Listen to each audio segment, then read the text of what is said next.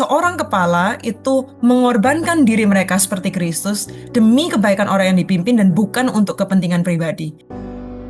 Pemimpin tidak hanya membangun orang lain itu sampai titik tertentu, tapi sampai orang itu menjadi dewasa.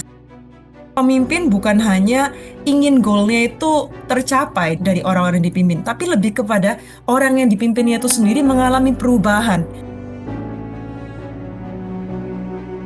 Tuhan bukan bicara kepala itu adalah orang yang sangat berkuasa dan tindas orang yang tidak berkuasa, tapi Tuhan bicara tentang kasih, kemudian selalu ingin orang yang dipimpin untuk bertumbuh dan sadar bahwa dia nggak bisa berdiri sendiri.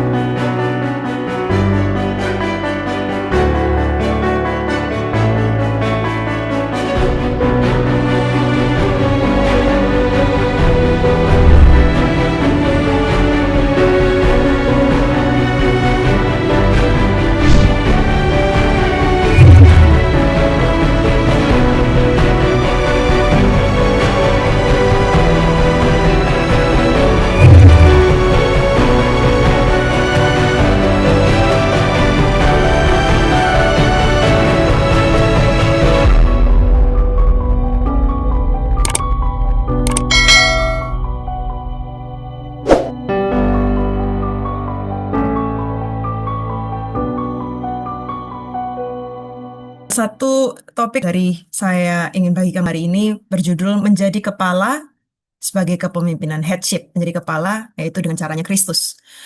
Ini berasal dari 1 Korintus 11 ayat 3 yang berkata, "Tetapi aku mau supaya kamu mengetahui hal ini, yaitu kepala dari tiap-tiap laki-laki ialah Kristus, dan kepala dari perempuan ialah laki-laki, dan kepala dari Kristus ialah Allah." Gitu.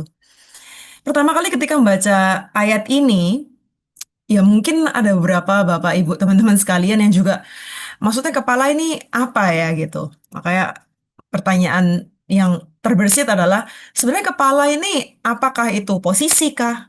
Apakah itu fungsi kah? Apakah ini berurusan dengan kuasa, otoritas, atau urusannya lebih ke arah fungsi atau peran, yaitu memberikan, seperti kepala memberikan tuntunan, memberikan direksi, memberikan arahan gitu. Seringkali ketika kita melihat kata-kata kepala, seseorang yang di atas, ditaruh di otoritas atau di atas seperti seorang kepala bagian gitu, kepala organisasi. Jujur kalau buat saya ketika membaca ini, saya merasa ini kok kayaknya ada yang berkuasa versus yang tidak berkuasa. The power versus the powerless gitu. Jadi apakah memang itu yang Tuhan maksudkan ketika Tuhan bilang bahwa kepala dari tiap laki-laki ialah Kristus, dan kepala dari perempuan ialah laki-laki, dan kepala dari Kristus ialah Allah. Apakah Tuhan berbicara tentang dominasi gitu? Satunya berkuasa, satunya tidak berkuasa. Tentunya kita harus menilik lebih lagi di dalam Alkitab. Nah, salah satu analogi yang sama yang dipakai adalah di Efesus 5 ayat 23. Paulus juga berkata di sini bahwa suami adalah kepala istri sama seperti Kristus adalah kepala jemaat. Nah, mungkin karena sebagai seorang wanita ketika saya baca ini saya agak, kenapa ya Tuhan seperti ini ya? Mungkin hanya saya ya. Kenapa kok kayaknya perempuan ini terzolimi gitu istilahnya. Kenapa kok kayaknya bagi saya mungkin awal-awal ketika pertama kali baca kepala versus ya mungkin buntut gitu ya. Atau yang berkuasa dan versus yang tidak berkuasa.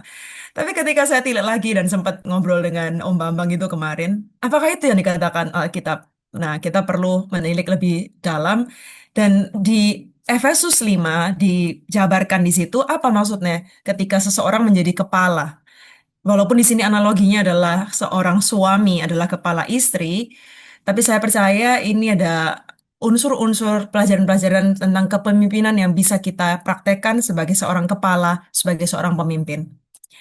Mari kita masuk ke yang pertama. Di Efesus dikatakan, "Hai suami, kasihilah istrimu sebagaimana Kristus telah mengasihi jemaat dan telah menyerahkan dirinya baginya." Jadi menjadi kepala itu bukan berarti kita bisa seenak-enaknya, bisa mendominasi, bisa berkuasa, kamu hanya mendengarkan saya. Tapi pertama kali yang firman Tuhan katakan adalah kasih. Jadi dasarnya adalah, akarnya adalah kasih, kasih yang berkorban. Jadi pemimpin Di sini dikatakan seorang kepala itu mengorbankan diri mereka seperti Kristus demi kebaikan orang yang dipimpin dan bukan untuk kepentingan pribadi. Wow, sesuatu yang sangat berbeda dengan awalnya dia waktu saya pertama kali pikir, oh kepala ini seorang yang agak semena-mena gitu terhadap hal yang lain. Tidak, ternyata firman Tuhan berkata dengan jelas bahwa dasarnya itu bukan karena ingin kepentingan pribadi, karena ingin dihormati, karena ingin berkuasa, ingin punya power, tapi dasarnya harus jelas yaitu kasih. Kasih yang tidak mementingkan diri sendiri, kasih yang mau berkorban. Yang kedua, dikatakan di ayat selanjutnya, di ayat 26 sampai ke 27 dituliskan, untuk menguduskannya sesudah ia menyucikannya dengan membandingkannya dengan air dan firman, supaya dengan demikian ia menempatkan jemaat di hadapan dirinya dengan cemerlang, tanpa cacat atau kerut atau yang serupa itu, tetapi supaya jemaat kudus dan tidak bercela. Jadi ada dalam bahasa Inggrisnya tuliskan ada sanctification, proses pengudusan, proses yang berubah, proses pertumbuhan. Dari sini kita bisa menarik bahwa seorang pemimpin bukan hanya ingin goalnya itu tercapai dari suatu organisasi atau dari orang-orang yang dipimpin, tapi lebih kepada orang yang dipimpinnya itu sendiri mengalami perubahan, mengalami pertumbuhan. Dan lebih jelas lagi di sini tuliskan pertumbuhan yang dalam keserupaan Kristus. Nah, satu lagi yang saya tangkap di sini adalah pemimpin tidak hanya membangun orang lain itu sampai titik tertentu, tapi sampai orang itu menjadi dewasa sehingga menjadi kudus dan tidak bercela. Bukannya malah terus bergantung kepada si pemimpin itu sendiri, tapi bisa terus bertumbuh menjadi seorang yang dewasa.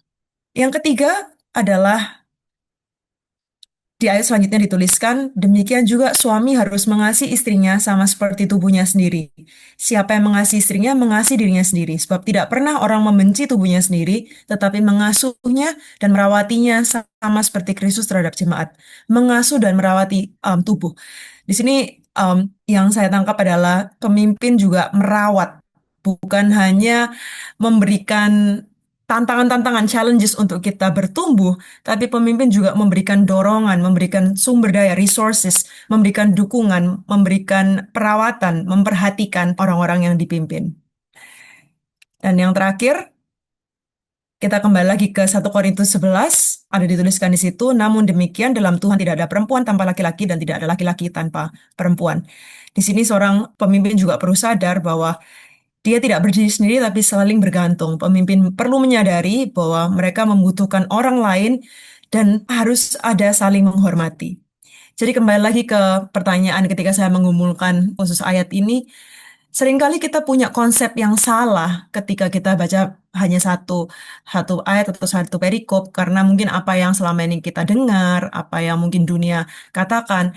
Tapi Tuhan ingatkan sekali lagi bahwa konsep-konsep yang sering dunia bilang bahwa itu konsep yang tidak enak, tidak benar, tidak seharusnya seperti itu. Seringkali mungkin itu disalahgunakan, dibuat sehingga kita salah paham gitu.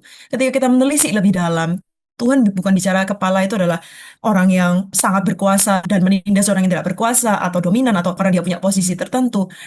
Tapi Tuhan bicara tentang 4 hal ini di mana akarnya adalah kasih, kemudian selalu ingin orang yang dipimpin untuk bertumbuh dalam keserupaan Kristus, kemudian ingin orang yang dipimpin itu terus memberikan perhatian, memberikan care yang terbaik, dan yang terakhir juga sadar bahwa dia nggak bisa berdiri sendiri. Ada satu quotes yang ingin saya bagikan dari John Stott. Dia berbicara, headship is not a matter of privilege, but of responsibility. Not of control, but of care. Not of superiority, but of service. Menjadi kepala, menjadi seorang pemimpin bukanlah tentang hak istimewa, tetapi tentang tanggung jawab. Bukan tentang kontrol, tetapi tentang perhatian.